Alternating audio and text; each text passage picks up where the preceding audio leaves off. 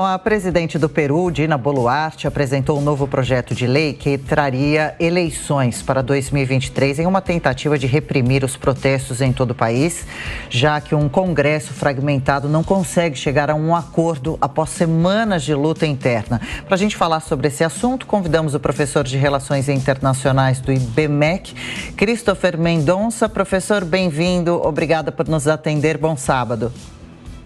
Obrigado, eu que agradeço pelo convite. Seja bem-vindo. Professor, do que depende a aprovação dessas novas eleições? Elas aconteceriam em outubro. Poderia ser uma saída para essa crise que acontece no país, bastante grave? Bom, o Peru está passando por uma situação bastante complicada, de incerteza, de instabilidade. É um país que tem algumas regras, algumas instituições que são diferentes da do Brasil e por isso nós temos alguma dificuldade em entender como que funciona o processo eleitoral e também o processo político naquele país. E uma das coisas importantes que nós temos observado é a tentativa da presidente de promover novas eleições de forma antecipada. É importante a gente lembrar que o governo atual ele foi eleito há muito pouco tempo. Só que o presidente, Castillo, ele foi deposto em razão de uma atitude dele de fechar o Congresso, fechar o parlamento daquele país. A vice-presidente, Dina Boluarte, é quem está nesse momento comandando o país, mas com muitas dificuldades diante de uma alta fragmentação do Congresso do país. A saída seria, portanto, a antecipação das eleições e a escolha de um governo que fosse mais legítimo e que tivesse, portanto, maior aceitação popular. Agora, professor, por que há dificuldade de se confirmar ou se avaliar a possibilidade realmente de ter uma antecipação dessas eleições? E lembrando que os protestos de rua, que vêm se tornando cada vez mais violentos, justamente é um grupo que é contrário a isso. Isso, os protestos de rua têm demonstrado a insatisfação popular com a dinâmica da política local. E, nesse sentido, a presidente tem tentado, de formas diversas, influenciar o Congresso, influenciar numa decisão para antecipar essas eleições. Eles tentaram, há pouco tempo atrás, colocar no parlamento alguma decisão no sentido de antecipar essas eleições, mas diante da fragmentação partidária do Congresso, eles não têm grandes maiorias lá, isso não foi aprovado. E a insatisfação está cada vez mais acelerada.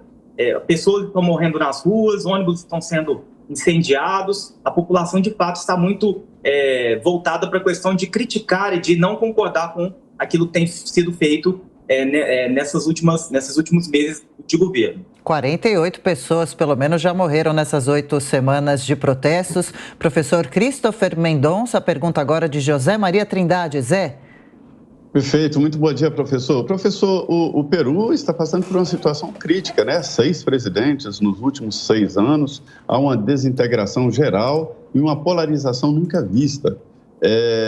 E eu acho que a origem disso tudo é a corrupção desenfreada que gerou todos esses males, Eu queria que o senhor fizesse uma análise exatamente disso. Como é possível retomar esta normalidade e se a polarização veio depois desta desintegração ou foi a polarização que desintegrou a vida política do Peru?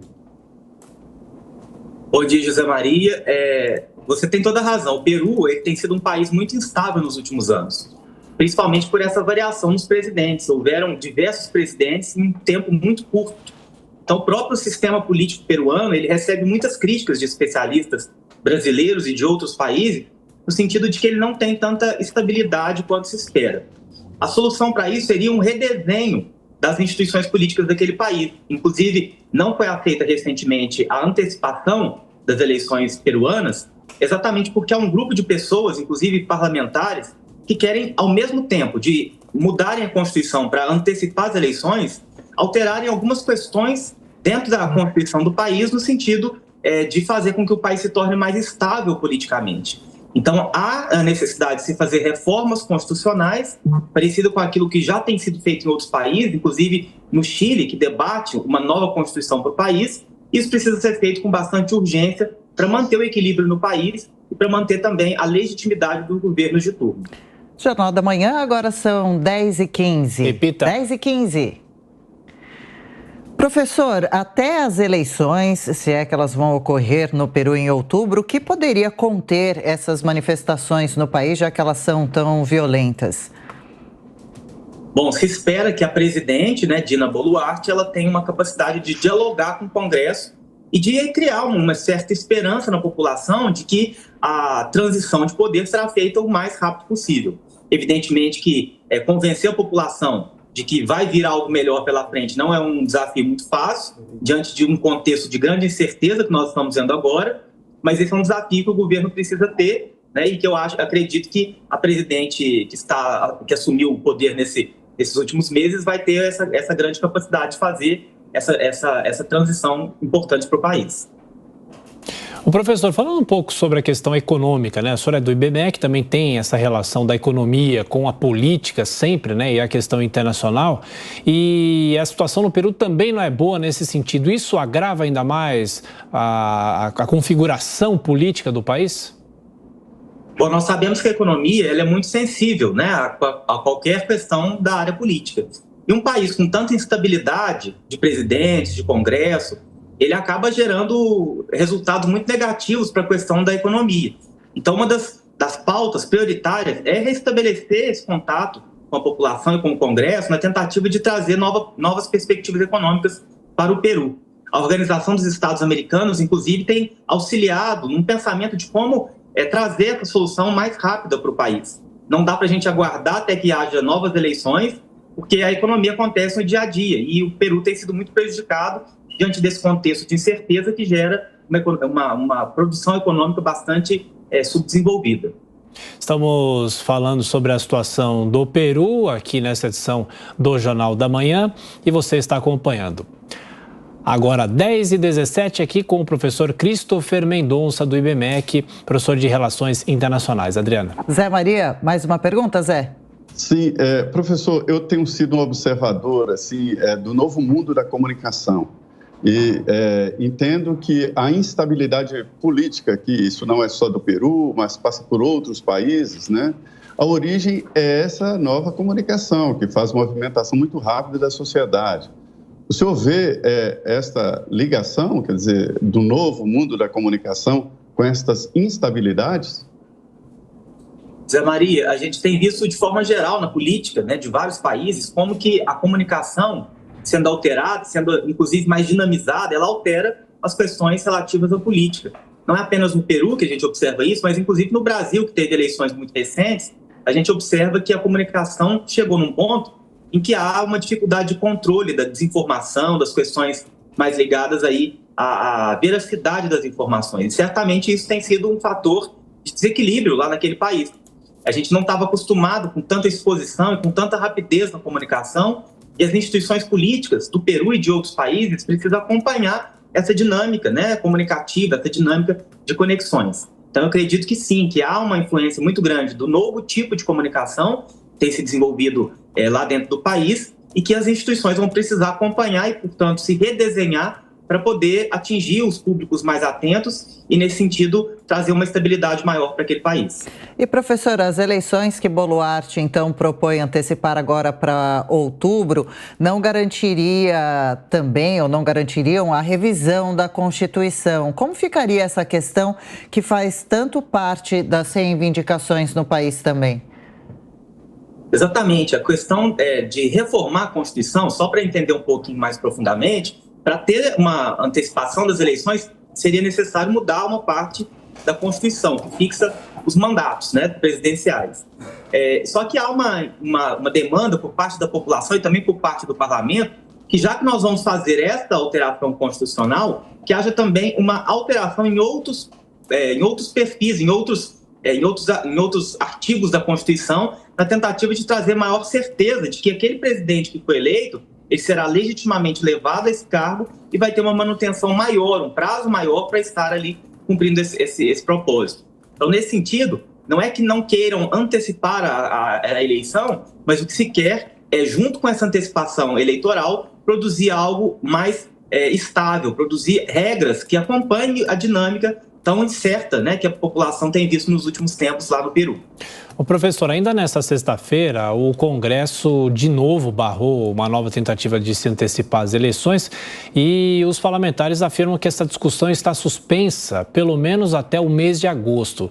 De que forma a comunidade internacional pode apoiar o Peru nesse momento? Porque a gente sabe, cada país é soberano, é a mesma discussão que a gente tem em relação à Venezuela, de se interfere ou não se interfere em relação à ditadura que o país enfrenta, mas em relação ao Peru, como que a comunidade internacional pode apoiar uma saída, uma solução negociada no Peru? Bom, algumas organizações internacionais, eu citei anteriormente a Organização dos Estados Americanos, a OEA, tem auxiliado o Peru a pensar em uma nova constituição, em uma nova tentativa de trazer mais equilíbrio para o país.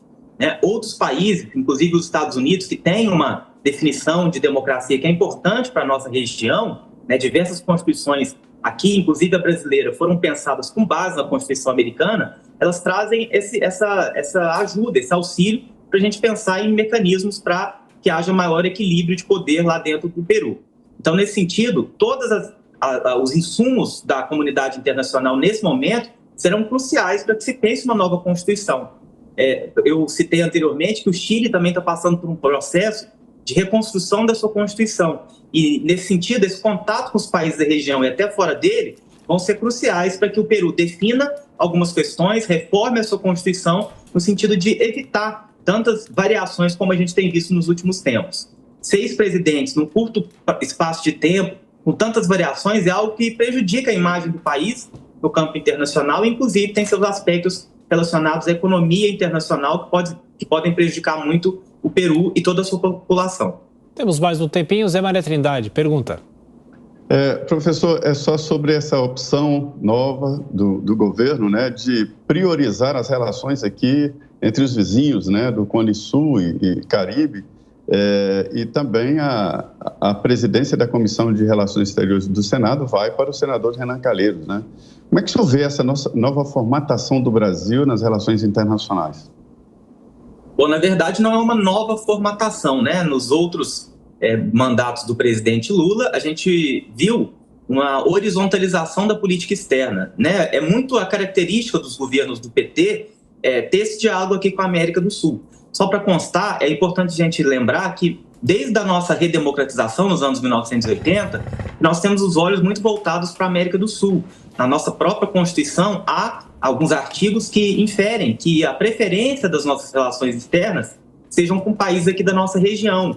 Inclusive, foi na esteira desse argumento que se criou algumas instituições como o Mercosul, a CELAC, na qual o presidente Lula esteve muito recentemente. Então, o que se espera da política externa do novo presidente é que se mantenha o quadro que ele fez em outros mandatos do seu partido. Uma horizontalização, evidentemente que não deixando o contato com a China e com os Estados Unidos, que é muito importante para o nosso país, mas que há uma relação mais próxima entre os países da região, principalmente com a Argentina, que tinha relações muito conturbadas nos últimos anos, principalmente pelo não alinhamento entre o presidente da Argentina, Alberto Fernandes, e o presidente brasileiro, Jair Bolsonaro. E para encerrar, professor, de qual forma o Brasil pode observar essa situação que vive o Peru, ajudar o país ou tirar quais lições? Bom, o Brasil é um player importante aqui na nossa região, é um dos países de maior extensão territorial e também que tem maior representação do ponto de vista econômico e social. Então, nesse sentido, nós podemos contribuir com a nossa política externa, apresentando as nossas instituições aos peruanos para que eles possam adotar alguns critérios que sejam semelhantes aqui no Brasil.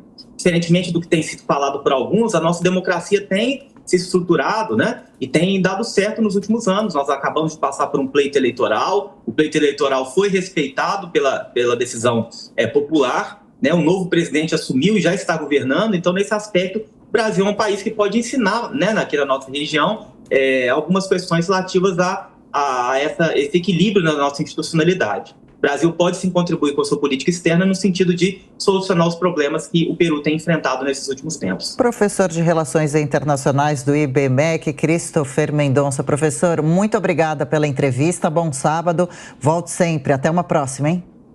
Até uma próxima, um bom sábado para todos.